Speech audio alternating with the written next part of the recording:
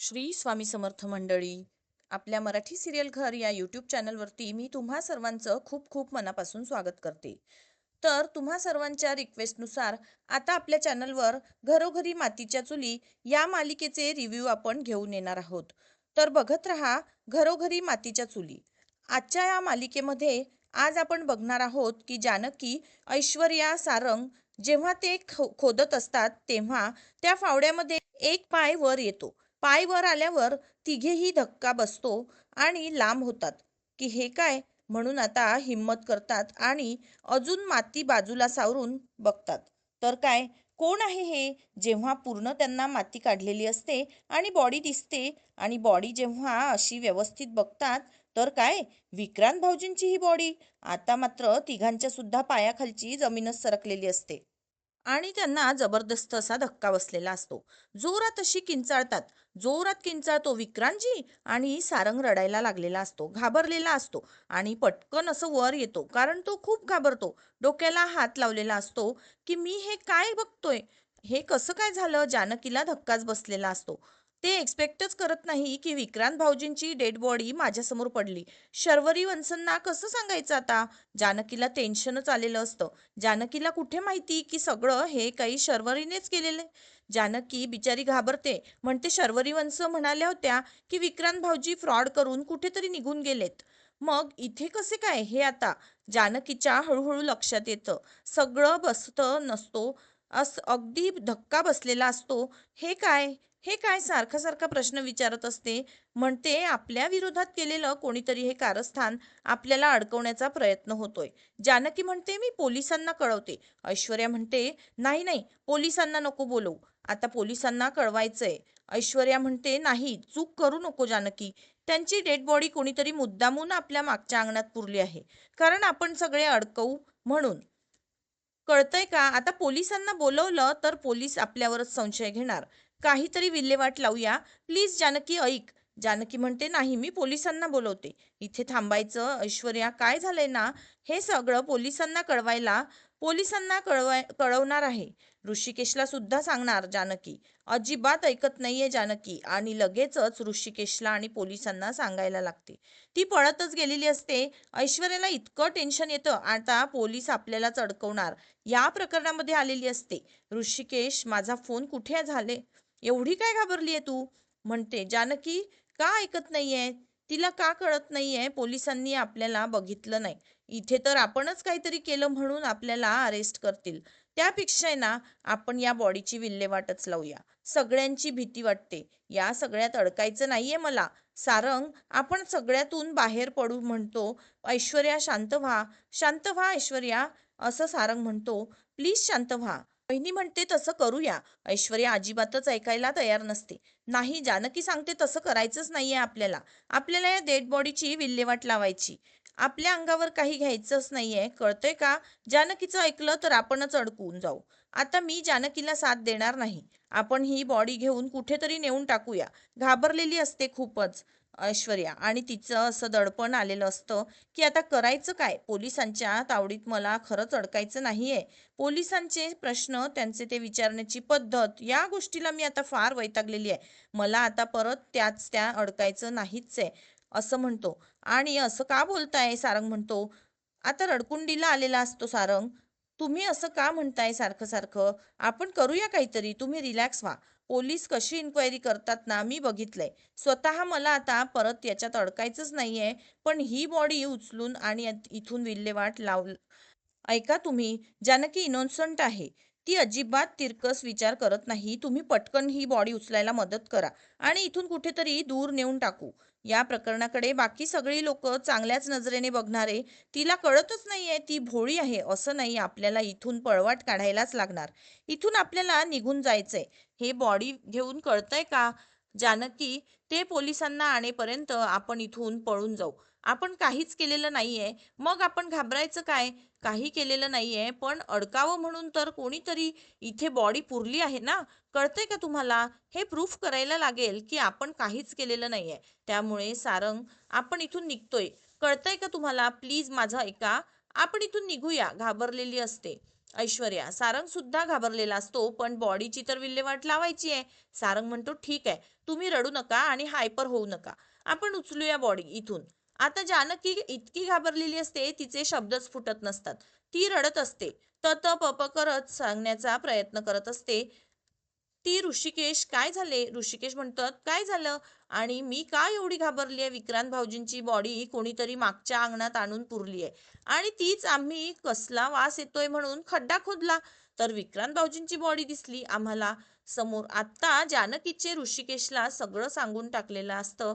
सगळं गोंधळात गोंधळात जानकीने ऋषिकेशला सगळं काही सांगितलेलं असतं. पण ऋषिकेशला काहीच कळालेलं नसतं. जानकी तू काय सांगते?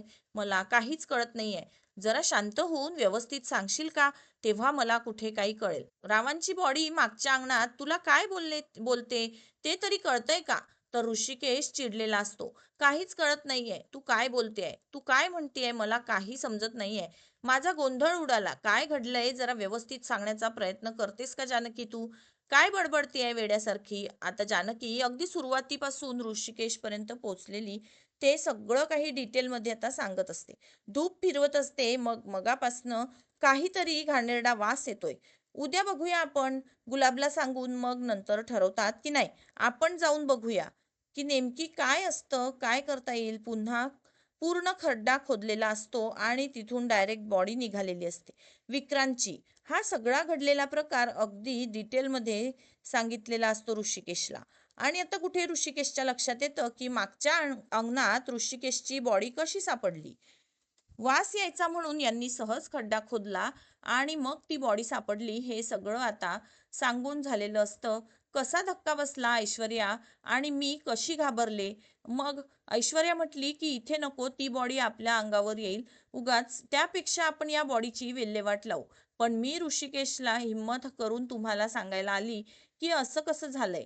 आपण स्वतः पोलिसांना बोलवूया. आता एकंदरीत सगळं डिटेलमध्ये सांगितल्यामुळे ऋषिकेशला बरोबर काय झालं काय नाही कळालेलं असतं. रडायला लागलेली असते जानकी. घराच्या मागच्या अंगणात विक्रांत भाऊजींची बॉडी आहे. आता पळत सुटलेला असतो जानकी आणि ऋषिकेश की हे काय सांगतीये, ही धक्का बसलेला असतो. विश्वास तर बसत नसतो पण जानकी सांगते म्हटल्यावर विश्वास ठेवायलाच लागणार. दोघेही आता पळत सुटलेले असतात. मागच्या अंगणात कुठे बॉडी? जानकी तू म्हटली ना विक्रांत भाऊजींची बॉडी, तर मग कुठे आहे बॉडी? नाहीये इथे. जानकीलाही धक्का बसतो. ऐश्वर्याने बॉडी उचललेली असते. नको म्हटलं तरी ऐश्वर्या बॉडी घेऊन पळालेली आहे. ऐश्वर्याने बॉडी इथून हलवली. नको म्हटलं होतं मी तरी सुद्धा ती घेऊन गेली. सारंग आणि ऐश्वर्या हायवेवरून चाललेले असतात. आता विक्रांतची बॉडी डिक्कीमध्ये टाकलेली असते आणि भरधाव वेगाने ते चाललेले असतात. कुठेतरी लांब जाऊन ती बॉडी टाकून द्यायची त्यांच्या डोक्यामध्ये येत असते. आणि ती म्हणते डेड बॉडी घेऊन आलो बरं झालं ना की नाही, आता कुठेतरी विल्हेवाट लावून देऊ. त्याची म्हणतो देव करून ही आयडिया कामाला येऊ, नाहीतर पुरते अडकू आपण. तर कोणीच काढू शकत नाहीये बाहेर आपल्याला. सारंग खूपच घाबरलेला असतो. तरीही गाडी चालवण्याचा तो प्रयत्न करत असतो. गाडी चालवत असतो सारंग तेव्हा त्याला आठवतं की गाडीमध्ये बॉडी कशी टाकली. वहिनीला इथे येऊ द्या हा शेवटपर्यंत म्हणालेला असतो. ऐश्वर्याने अजिबातच ऐकलेलं नसतं. ऐश्वर्याने घाई केलेली असते. तिला यायच्या आधी बॉडी उचलायची, कारण ती आपल्याला बॉडीला हात लावू देणार नाही. यायच्या आधी विल्हेवाट लावायची ऐश्वर्याने हट्टच पकडलेला असतो. आणि ऐश्वर्याच्या हट्टाला कंटाळून त्याने शेवटी बॉडी इथून उचलायची असा निर्णय घेतलेला असतो. आणि फायनली हे बॉडी उचलतात, कारण मागच्या दाराने गाडी आणलेली असते. मग दोघांनी मिळून बॉडी त्याच्यात टाकली आणि मग तिथून ते फरार झालेले असतात. हा सगळा प्रसंग गाडी चालवत असताना सारंगच्या डोळ्यापुढे आलेला असतो. सारंगला सारखं सारखं ते आठवत असतं आणि तो खूपच घाबरलेला असतो. आपण याच्यात अडकणार तर नाही ना? ऐश्वर्या म्हणते नाही हो सारंग, नाही अडकणार. ऐश्वर्याने वेडेपणा तर केलेला आहे आणि बॉडी उचलून पळाली. ती आता अजून महाग होणार आहे आणि अजून गोष्टी कॉम्प्लिकेटेड होणार आहेत. आता हे सगळं खूपच महागात पडणार आहे आपल्याला. आता जानकीला तर हे कळत असतं आणि ऋषिकेश तर डोकं बंद पडलेलं असतं की हे काय चालवलंय. या लोकांनी हे काय चालवलंय, वेडेपणा केला. बॉडी हलवू नको सांगितलं पण तिने हलवलीच. शांत हो बरं, अजिबात पॅनिक होऊ नको. जानकी ऋषिकेश आता जानकीला शांत करण्याचा प्रयत्न करतो. ऋषिकेशने आता सारंगला फोन लावलेला असतो. अजिबात वेळ वायाला घालवत नाही आणि लगेच फोन लावतो. ऐश्वर्या घाबरलेली असते. फोन उचलायचा नाही असंच ती सारखं म्हणत असते. आता कधीतरी फोन घ्यायला लागणार ना, बघू जेव्हा घ्यायचं तेव्हा, पण आत्ता काही फोन उचलायचा नाही. मागे पुढे ऐश्वर्या बघत असते आणि भरधाव वेगाने ते चाललेले असतात. उचलू नको सारंग, सारखं सारंगला सांगितलेलं असतं तरी सारंगने फोन उचललेला असतो. दादा बोल रे, काय म्हणतो? आत्ताच्या आत्ता घरी यायचंय मागे, असं म्हणाल्यावर सारंग म्हणतो, ऐश्वर्या वाट लागली. समोर बघा पोलिसांचा बंदोबस्त आहे. असंच असतात. आता ऐश्वर्या घाबरलेली असते. सारंग सुद्धा घाबरलेला आहे. नाकाबंदी सुरू आहे. आता आपण अडकणार म्हणजे अडकणार. गाडी पोलिसांच्या जवळ गेल्यावर लक्षात आलेलं असतं की नाकाबंदी सुरू. काय झालं ऋषिकेश कडून विचारत असतो. नाकाबंदी यांच्या लक्षात येतं असतं की पोलिसांसमोर त्यांची गाडी जाऊन थांबली. आता थांबवलेली असते. दोघंही इतके घाबरलेले असतात, इतके घाबरलेले असतात. आता पोलिसांना बघून यांना घामच फुटलेला असतो की आता करायचं तरी काय. एकमेकांना रिलॅक्स रिलॅक्स असं म्हणतात. पोलीस बघतात की यांना घाम फुटलाय.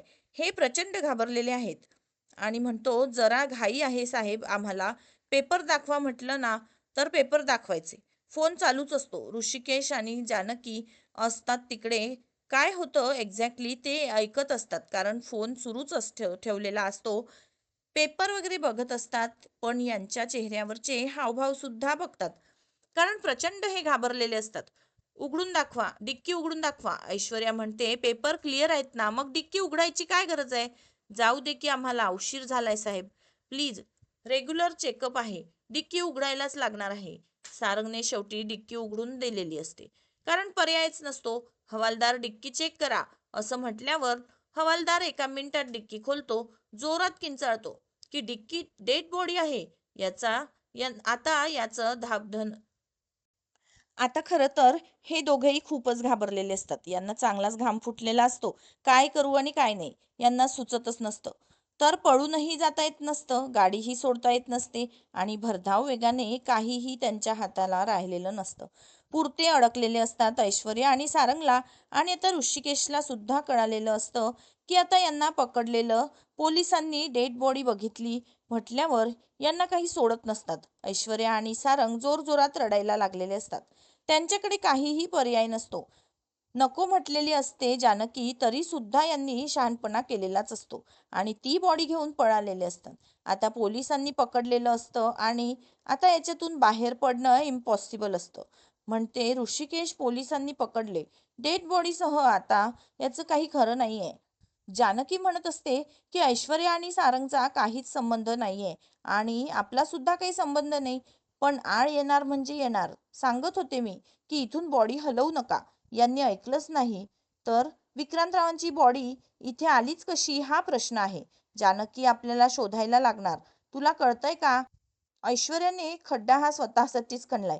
ऋषिकेश म्हणतो, असं असेल तर खूप मोठ्या अडचणीत सापडलोय जानकी.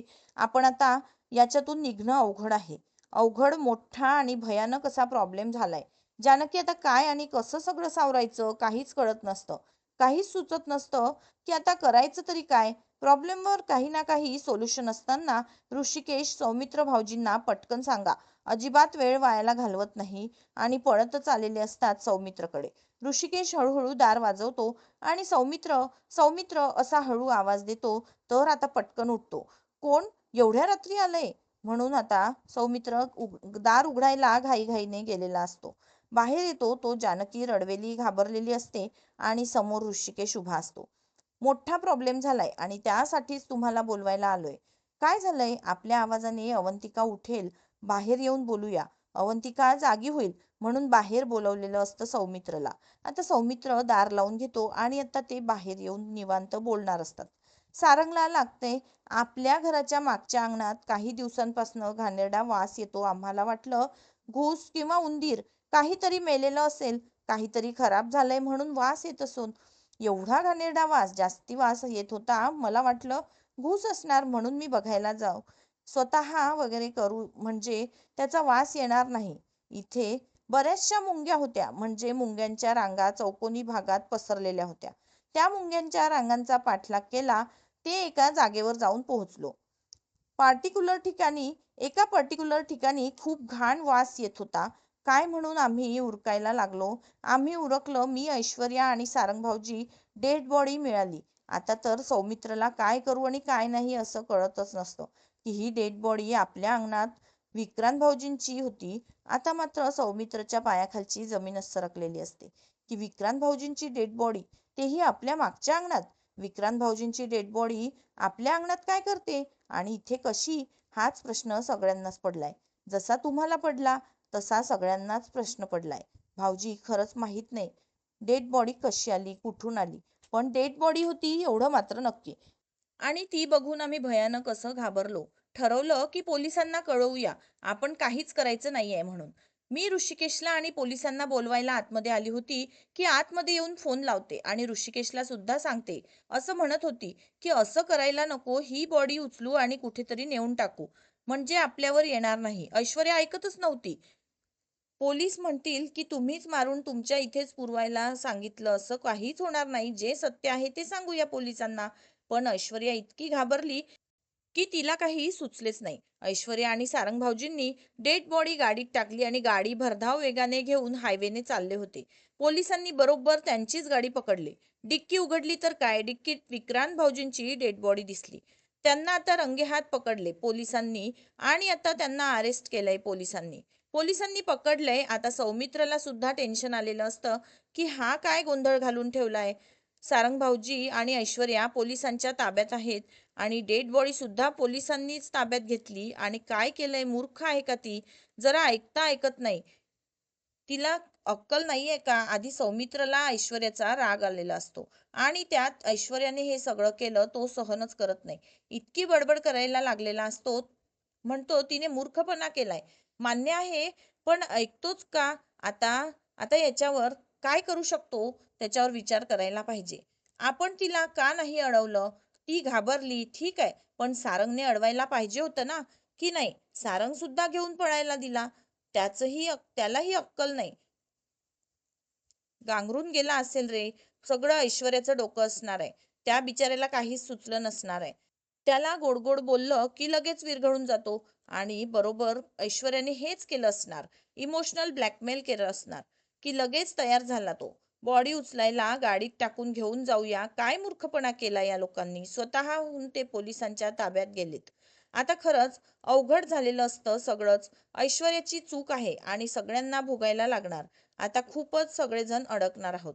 आपण केस, चूक कोणाची आहे, कोणामुळे काय झालंय हे नंतर ठरवूया. आता काय करायचं या सिच्युएशनला ते बघूया आपण. तू काहीतरी डोकं लढव सौमित्र, त्यांना सोडवून आणायला लागणार आहे. सगळ्यात महत्वाचं आहे, कळतंय का, ते दुखणं येऊन बसलंय ऐश्वर्यामुळे. ऐश्वर्याने नसतं तिथून हलवलं तर आज ही वेळ येत नव्हती. काय हे लोक ऐकत नाही ना, तेच कळत नाहीये. तो चिडचिड करत असतो, बडबड करत असतो. आणि जानकी म्हणते, भाऊजी हे बोलायची आता, हे सगळं काही राग काढण्याची ही वेळच नाहीये. सगळ्यात आधी तर दोघांना बाहेर काढणं महत्वाचं आहे, जेलमधून त्यांना सोडवणं आणि या सगळ्यातून निर्दोष मुक्तता करणं, एवढंच काय आपल्या हाती, आपण ते करू शकतो. नंतर विक्रांत भाऊजींची ही अवस्था कोणी केली हे सुद्धा आपल्याला शोधायचं. त्यामुळे चिडचिड, भांडणं आपल्यातच नकोय. शांततेत आपल्याला सगळं काही करायचं. कळतंय का. आधी आता विचार करा त्यांना कसं आपण सोडवू शकतोय. स्टेशनला जाऊया. पोलीस स्टेशनला जाऊन प्लीज काहीतरी करा. तुम्ही केलं तर काहीतरी होऊच शकतं. चला तुम्ही चेंज कर चला तुम्ही मी चेंज करतो, आपण पोलीस स्टेशनला जाऊया. लगेच आलो मी. अगदी 5च मिनिटात दोघं सुटतील ना. हो, प्रयत्न करूया आपण. ट्रायल लेवलवर. वहिनी डोंट वरी. आणि जानकीला इतकं टेन्शन आलेलं असतं की हे काय होऊन बसलंय सगळं. सगळंच अवघड होऊन बसलंय. असं कुठे तुम्हाला जेलमधून बाहेर काढलं होतं. एवढं सगळं खस्ता खाऊन तुम्हाला बाहेर काढलं. आता हे समोर काय आलंय परत. जानकीला खूपच टेन्शन येत असतं. सगळं काही ठीक होणार नाही. पण नाही, काहीही ठीक होणार नव्हतंच. वेगळंच होऊन बसलं. ऋषिकेश एक कुठेतरी सावरायला गेला की दुसरं काहीतरी बिघडवून बसलंय. काय चाललंय आपल्या मागे आणि काय लागलंय हे कळतच नाहीये. ऋषिकेश, खरं सांगते, काहीही कळत नाही. नेमके आपल्या बाबतीत हे सगळं काय घडत चाललंय. तर या सारंग भाऊजी यात पुरते अडकलेत. आता त्यांना काढणं अवघड आहे. बघू आता सौमित्र भाऊजी काय करतात. त्यांनी काहीच केलं नाही. ते मी तिघेही सोबत होतो. ते खोदायला गेले, ते सगळं खोदून वगैरे बघितलं तर काय भाऊजींची डेड बॉडी सगळ्यांना जबरदस्त धक्काच बसला. आणि ऐश्वर्याने सुद्धा हे भावनेच्या भरातच केलं. तिने काय मुद्दाम केलेलं नाहीच आहे. मागच्या अंगणात विक्रम भाऊजींची डेड बॉडी कोण आणून पुरू शकतं, विचार करण्यासारखीच गोष्ट आहे ना. त्याचा मृत्यू कशामुळे झाला असेल, त्यांना कोणी मारलं असेल, अनेक प्रश्न जानकी आणि ऋषिकेशच्या समोरून उभे राहिलेले आहेत. की हे चाललंय काय किंवा केलंय कोणी? ऋषिकेश ऐश्वर्याने काहीच केलेलं नाहीये. बिचारी उगाचच अडकतेय सगळ्यात. हलवून वेडेपणा का केलाय तिने, काहीच कळत नाही मला. तिने बॉडी हलवायलाच नको होती. मी मान्य करते, नक्की जरा जरा शांत होतेस का? कशामुळे कशी वागली याचा विचार करायची ही वेळ नाहीच आहे. काहीतरी मार्ग नक्कीच निघेल आणि आपण मार्ग काढूया. डोंट वरी. आपण कोणाचं वाईट केलेलं नाहीये ना. आपलं तरी का वाईट होणार आहे? त्यामुळे रिलॅक्स. सगळ्यातून पडूया आपण बाहेर. करू आणि जसं होईल तसं सगळं चांगलं होऊ दे. ऋषिकेश, सगळं चांगलं होऊ दे. कारण ऐश्वर्या आता रडत असताना गयावया करत असतात की कोणीतरी आमच्या मागच्या अंगणात ती बॉडी आणून पुरली होती आणि आम्हाला पोलिसांनी पकडू नये म्हणून आम्ही घेऊन चाललो होतो. कुणी काही ऐकायलाच तयार नसतं. ऐश्वर्या आणि सारंगला आता खेचत खेचत पोलीस घेऊन चाललेली असतात. प्लीज ऐका, प्लीज ऐका. कोणीच ऐकायला तयार नसतं. ऐश्वर्या आता त्या बाईवर इतकी खेकसते, ए जरा सोड ना, काहीतरी सांगतेय, जरा ऐक ना, ओढतेस काय, पळून चालली का मी? चिडलेली असते ऐश्वर्या आणि मोठ्या आवाजात आता बोलायला लागलेली असते. कधीपासून सांगतोय, काही केलं नाहीये, आम्ही काहीच केलेलं नाहीये, ऐकायलाच येत नाही का? उगाच जबरदस्ती करताय, चोरासारखी ओढतच चाललाय आम्हाला. असा आवाज नाही वाढवायचा. इन्स्पेक्टर आता चिडलेली असतो. आणि एकदम शांत बसायचं. कोर्टात काय सांगायचं ना, ते कोर्टात ओरडायचं. इथे अजिबात आवाज वाढवायचा नाही. तुम्हाला आतमध्ये टाकावंच लागणार. त्याच्याशिवाय काहीच पर्याय नसतो. आणि म्हणतात की हवालदार यांना आतमध्ये टाका, दोघांना सुद्धा तयार करा. ऐश्वर्या म्हणते, ऐका तर, म्हणते चार्जशीट नका तयार करू, आम्ही काय सांगतो ऐकून घ्या. डेड बॉडी सापडली आमच्याकडे. ठीक आहे, पण आम्ही का डेड बॉडी घेऊन पळत होतो? ऐका तर आमचं. काही ऐकून घ्यायलाच तयार नसतो. काय असेल ते कोर्टात जाऊन सांगायचं. हवालदार यांना आतमध्ये टाका. लगेचच आवरायचं. यांना उचलायचं. बरं, आता सारंगला खेचत खेचत पोलिसांनी आता चालवलेलं असतं आणि आता सगळंच अवघड होऊन बसलेलं असतं. ज्या गोष्टीची भीती असते तीच गोष्ट आता बरोबर घडलेली असते. सु जेलमध्ये सुद्धा टाकलेलं असतं. आता सारंगला जेलमध्ये टाकलेलं असताना आरडाओरडा केलेला असतो. कोणी काही ऐकायला तयारच नसतं. मला सोडा, आम्ही काहीच केलेलं नाहीये. ओरडून ओरडून अगदी बुरे हाल झालेले असतात. तरी पण कोणी काही ऐकायलाच तयार नसतं. असं सुद्धा त्या लेडी पोरीला सांगत असते की आम्ही काहीच केलेलं नाहीये, ऐका ना. पण याच्यावरती आता वरच्या साहेबांनी सांगितलंय, याचंही काही चालत नाही. अगदी गप्प उभी राहिलेली असते. तिथे तिचं काम चाललेलं असतं. ऐश्वर्या एकटीच काय आरडाओरडा करत डोक्याला हात लावून रडत बसलेली असते की होत्याचं नव्हतं झालं. कुठे अडकलोय आता, आणि खुनाच्या आरोपात अडकलोय म्हटल्यावर निघणं अवघड आहे. शरू म्हणालेलीच असते की मी यांची वाट लावणार म्हणजे लावणार. मी या तिघींना काय सहजासहजी सोडणार नाही. आणि तिने बरोबर तिचा शब्द पाळलेला असतो. तिघींना अडकवायला गेलेली असते तर बरोबर सारंग आणि ऐश्वर्याच अडकलेले असतात. तसंही तिला ऐश्वर्याचाच राग असतो, पण त्यात सारंग सुद्धा भरडला जातो. आता ती रडत असते आणि सारंग सुद्धा रडत असतो. म्हणतो, जानकी वहिनी, तू घरीच थांब. सौमित्र असं जानकीला सांगतो, अवंतिकाच्या जवळ तू थांब, आम्ही जाऊन येतो. जानकी म्हणते, मला यायचं होतं. नाही, अवंतिकाच्या जवळ कोणीतरी पाहिजे ना. ती अचानक उठणार आणि सौमित्र नाही म्हटल्यावर ती घाबरणार. तू इथेच थांब ना जानकी, प्लीज. हट्ट करू नकोस, घरीच थांब तू. काय घडलंय ते घरात कोणालाच कळता कामा नाही. कळतंय का? जितक्या वेळेला लपवता येईल तितका वेळ तू हे सगळ्या गोष्टी लपव. अजिबात कोणालाच काही कळू देऊ नको. उगाच रात्रभर ते विचार करत बसतील. सकाळी बघू आपण काय सांगायचं आणि काय नाही. आता कोणाला काही सांगू नको प्लीज. जानकी, सगळी जबाबदारी तुझी. सौमित्र आणि ऋषिकेशने जे काही जानकीला सांगितलंय ते तिला पटलेलं असतं आणि जानकी आता शांत बसलेली असते. ती घरीच राहायला तयार होते, कारण आता ऋषिकेश आणि सौमित्र तिघ ते तर येणारच असतात. ते काय ते बघणार असतात हे सुटतात की काय, काही होतंय का, त्यासाठी आता तू येऊ नकोस असं सांगितलेलं असतं. आणि जानकी आता घरीच राहते. पोलीस स्टेशनमध्ये ऐश्वर्याने ते केलेलंच नाही आहे म्हणून ती रडत असते आणि स्वतःच म्हणत असते, काही केलं नाही तरी सुद्धा जाम अडकली मी. माझ्याबरोबर सारंग सुद्धा अडकलेत. मी त्याला मारलं, त्याला आम्ही काही मारलं नाहीये. त्याला ऐश्वर्या असं म्हणत असते आणि रडत असते. काय असतं, आधी जेलमध्ये बंद त्या सगळ्या गुंतांमध्ये असतात, आता त्या ऐश्वर्याच्या जवळ येत असतात. काय कांड करून आलीस ग? काय केलंय? बाहेर खून केला, दरोडा टाकला की मारामारी केली? काय केलंय? बोल. ऐश्वर्या आधीच घाबरलेली असते, आधीच टेन्शन मध्ये असते आणि या बायका आता ऐश्वर्याला टॉर्चर करत असतात. तिच्या अंगावर धावून येत असतात, जवळ येऊन तिला भीती दाखवत असतात. मुर्दा पाडलाय ग पोरी कुणाचा? मुर्दा पाडला आता हसत हसतात आणि ऐश्वर्याला अजूनच टॉर्चर करत असतात. एवढी काय घाबरती? आम्ही काही खाणार नाहीये, तुला घाबरायचं नव्हतं. आपल्याला उगाच घाबरलीस ग. मज्जा येते तू घाबरली म्हणून. आता आपल्याला काहीतरी करायला हवं की आता बघ आम्ही तुझ्याबरोबर काय करतो. माझ्या दोस्त लोकांना मज्जा आलेली आहे ना. बघ आता केसांचा वास घेत असते, साडीचा वास घेत असते. काय सुंदर वास येतोय ग. साडी काय भारी आहे ग. काय भारी आहेस ग तू. तुझ्या थोबाडाकडे बघून वाटत नाही ग मुंगी सुद्धा तू मारू शकते. खून तर लांबच राहिला. पोलिसांनी तुला असं कसं आत टाकलं? तुझ्याकडे बघून कुणीही सांगेल की तू काहीच करू शकत नाहीये. मग पोलिसांनी तुला आतच कसं टाकलं ग? घाबरते कशाला? कुणाचा खून केलाय सांग, की कोणाचा मुद्दा पाडलाय? सुपारी घेतली होती का? अगं कुणाला मारलंय सांग की. इतकं टॉर्चर करत असतात त्या बायका ऐश्वर्याला. ऐश्वर्या इतकी घाबरलेली असते. घाबरू नको अगं, घाबरू नको. की ही घाबरते ऐश्वर्या. प्लीज मला त्रास देऊ नका. ऑलरेडी खूप घाबरलेली आहे मी. प्लीज मला टॉर्चर करू नका. प्लीज तुम्ही मागे व्हा. रिक्वेस्ट करते. ऐश्वर्या रडत असते. हात जोडत असते. पाया पडत असते. त्या गुंड बायका आत असतात. त्या अजिबात माघार घ्यायला तयारच नसतात. इतकी जोरात किंचाळते, मागे व्हा. ती बाई तिच्या दुप्पट किंचाळलेली असते. परत आवाज वाढवायचा नाही. तिच्यापेक्षाही तिपटीने ओरडते. सांगितलं ना एकदा जवळ यायचं नाही म्हणजे नाही यायचं. इकडे आता ऋषिकेश आणि सौमित्र निघालेले असतात.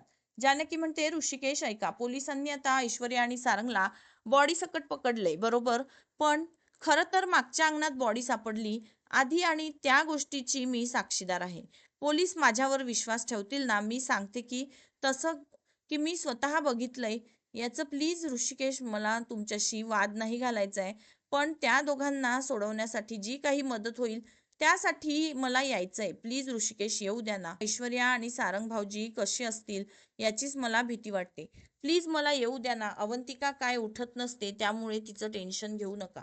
पण ऐश्वर्या आणि सारंग भाऊजींना सोडवणं, मदत करणं फार गरजेचं आहे. त्यामुळे प्लीज मला येऊ द्या ना. शेवटी घेऊन गेलेले असतात की चल. जानकीने ऐकलेलंच नसतं, हट्टीपणा केलेला असतो आणि चल असं म्हणतात. आता जानकी, सौमित्र आणि ऋषिकेश तिघेही पोलीस स्टेशनला यायला निघालेले असतात आणि त्यांना काहीही करून ऐश्वर्या आणि सारंगला सोडवायचं असतं.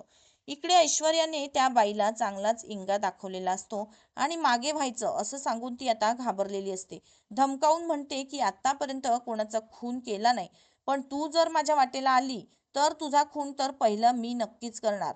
ती बाई इतकी घाबरते ऐश्वर्याला, तिला मारायला लागलेली असते. तेवढ्यात ती लेडी हवालदार येते आणि काय चाललंय, शांत बसता येत नाही का? व्हायचं. ऐश्वर्या आता फारच विचार करत असते. मी काय करायला निघाली आणि माझ्यासोबत काय झालंय? मी काय करून बसली? फार रडायला येत असतं. फार टेन्शन मध्ये आलेली असते ऐश्वर्या. आता फारच घाबरलेली असते. तिला खूपच टेन्शन येत असतं आणि हा भाग इथेच संपतो. तर पुढच्या भागात काय होणार आहे आपण अगदी थोडक्यातच बघूया. सौमित्र म्हणतो की तुमच्यावर 302 कलम लागलाय. गाडीत बॉडी सापडली आहे. त्यामुळे घरी घेऊन जाणं पोलिसांनी तुम्हाला सहज सोडवणं इम्पॉसिबल आहे. भाऊजींचं असं कोणाशी काय वाईट होतं की जीव घेऊन बंगल्याच्या मागच्या बाजूला आणून पुरलं असं? असं कोण करू शकतं? जरा विचार कर ना ऋषिकेश. कोण इतकं घाणेरडं काम करू शकतंय? आता दुसऱ्या दिवशी तमाशा सुरू झालेला असतो. शर्वरीला आता कोलीतच हातात मिळालेलं असतं. तिने जो प्लॅन केलेला असतो त्यामध्ये बिचारी ऐश्वर्या बरोबर अडकलेली असते आणि हिने आता कांगावा करायला सुरुवात केलेली असतो. इतकं घाणेरडं काम दुसरं तिसरं कोणी नाही, फक्त आणि फक्त ऐश्वर्याच करू शकते. माझ्यावर विश्वास ठेव दादा, ऐश्वर्यानेच विक्रांतला मारलेलं असणार. नवऱ्याला माझ्या ऐश्वर्यानेच मारलेलं असणार. जोरजोरात कांगावा करत असते आणि शरू सगळ्यांना सांगण्याचा प्रयत्न करते की ऐश्वर्यानेच माझ्या नवऱ्याला मारलं. बघू आता ऐश्वर्याने मारलेलं नसतं. विक्रांतला शर्वरीनेच मारलेलं हे कसं आणि काय सगळ्यांच्या लक्षात येणार हे बघायचं असेल तर पुढचा भाग बघायला विसरू नका. आणि व्हिडिओ आवडला असेल तर व्हिडिओला नक्की लाईक करा आणि चॅनलला सबस्क्राईब करायला विसरू नका. धन्यवाद.